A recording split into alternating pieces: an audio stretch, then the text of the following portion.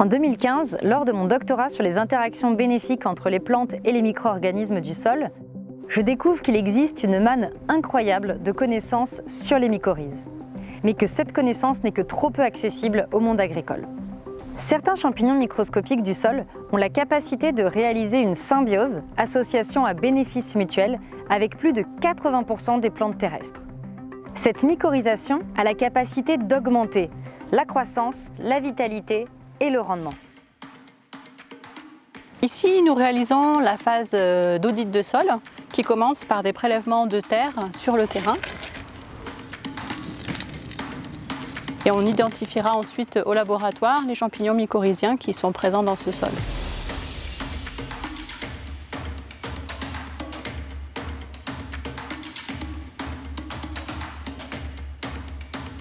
Là, Benjamin a réalisé une coloration spécifique qui nous permet de mettre en évidence les différentes structures du champignon mycorhizien qui se greffent autour de la racine. On a ici la racine de la plante qu'on reconnaît avec cette enfilade de cellules qui représentent l'épiderme de la racine. Et on voit ces petits fils bleus qui sont en fait les ifs du champignon mycorhizien qui s'est développé à l'intérieur et à l'extérieur de la racine.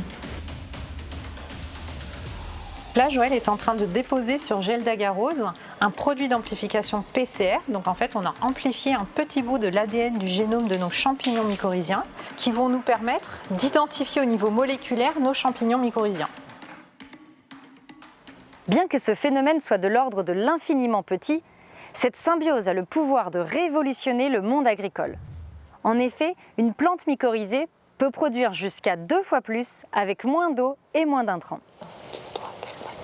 8. Alors ça, c'est des roses centifolia, où on a des mycorhizés et des témoins. Là on fait des notations sur le nombre de boutons, le nombre de fleurs.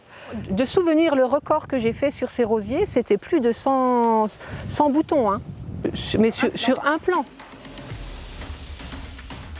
La multiplication des champignons mycorhiziens est complexe car ils ne peuvent se développer sans symbiose avec une plante.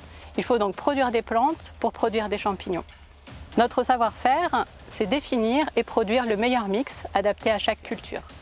Au cours de l'audit de sol, on identifie les espèces disponibles, puis après production et formulation de l'inoculum optimal, celui-ci va être appliqué sur la culture. Enfin, on évalue l'impact agronomique de la mycorhisation en fonction de la problématique et des attentes de notre client.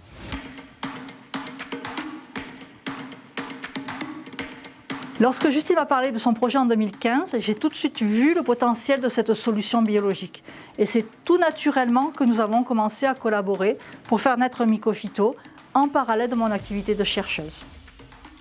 L'aventure Mycophyto ne fait que commencer. En 3 ans, nous sommes passés de 2 personnes à 10 et nous sommes lauréats de 12 prix d'innovation et de création d'entreprise. Toute l'équipe et les partenaires de Mycophyto sont en ordre de marche pour écrire le prochain chapitre. Nous préparons le déploiement d'une première gamme de produits finis et développons des formules sur de nouvelles essences de plantes. Les solutions existent pour vous permettre de sécuriser vos approvisionnements, réduire vos impacts environnementaux, rendre vos productions plus durables et ouvrir de nouveaux marchés. Mycophyto invente l'agriculture de demain. Alors ensemble, cultivons l'équilibre de la nature.